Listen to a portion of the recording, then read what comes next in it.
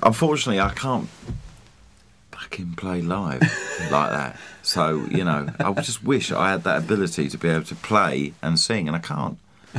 And it will be till my dying day the bane of my life that I can't do exactly what I can do.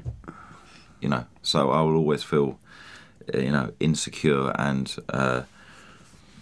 slightly uncomfortable with what I do, because what I do is something that, you know, I do a lot, but it's very hard to quantify exactly and demonstrate what I do, because it's also chaotic. I'm a very chaotic person, but you know, that's what, you know, you just have to sort of just accept what you are, you know. But it is a very frustrating thing for me that I can't perform as well as I can in the studio live. When you're in a studio, you might spend like a couple of hours doing a guitar part and doing three different guitar parts. You know, you need six hands to do that live, and if you're trying to sing as well, then you've got your work cut out. So what it's meant is that it's quite a big band we've got to perform this album. 9 people.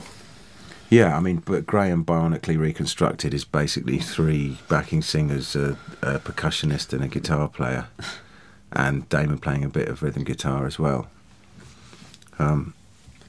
We did consciously... Kind of. I think now it's just, you know, I think live it's just a much, you know, there's 9 people in the band, you know, and that has been put together as a result of the music we made in the studio. But you know, I think what time has taught me, especially having worked with lots of other musicians, is that when you're on stage, you know, everybody is in the same boat, you know, and you can't sort of separate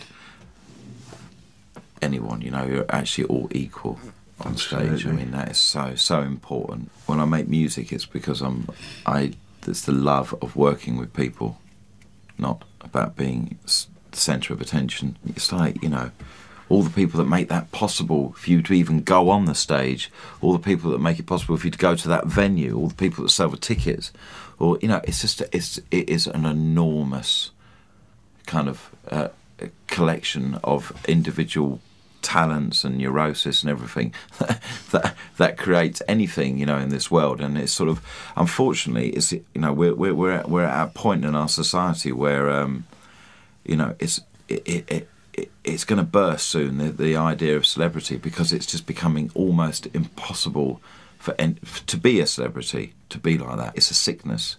We invest unreasonable demands on people who are just the same as everybody else. We all play in a band together because it's better than when we play it on our own.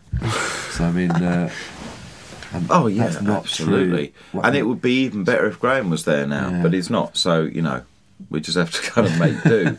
But I mean, you know, you cannot replace the magic of and the sort of insane kind of optimism of you know, however many it is, but almost from school, playing with people and just suddenly ending up travelling around the world and having just you know, ending up in front of 100,000 people, whatever, you know, and it's something that you started basically at school, you know, in your lunch break.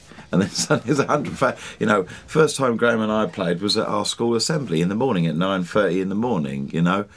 And, you know, I think what I'm saying is that you it's an unavoidable. The older you get, you just value what's happened to you, and you value it so much more than you do when you're young. And I think that applies to everything in life, you know. But there was one big kind of payoff from all of that, in that Damon learnt to play guitar in Mali. A little bit. Come on, let's not. You know, I mean, you can play guitar. You made thanks, man. You made a whole guitar album. Yeah, I know, but it doesn't mean I can play guitar.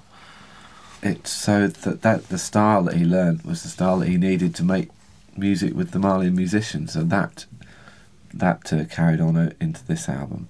Yeah, It's one of the reasons why the guitar sounds so different and interesting. Well, it's the only style which I can, you know, even vaguely say is something that is of my personality. You know, if I was just, you know, otherwise I'd just be replicating what Graham does. You know, and you know, I can't do that because he's so much better at it and so much more committed to guitar, noisy guitar music than I am. I'm just not. It's not me. You know, I love melodies, and you know, guitar for me is just one of many instruments. It's not the predominant instrument. What makes something like Mozart and something and Stravinsky and the Beatles and James Brown and just wherever you mean, Tamani Diabate is the balance of stuff. You know, it's the balance that's important, and that's why I have a problem with really loud guitar music, because I love loud guitars, but you know, they has to be represented equally with everything else.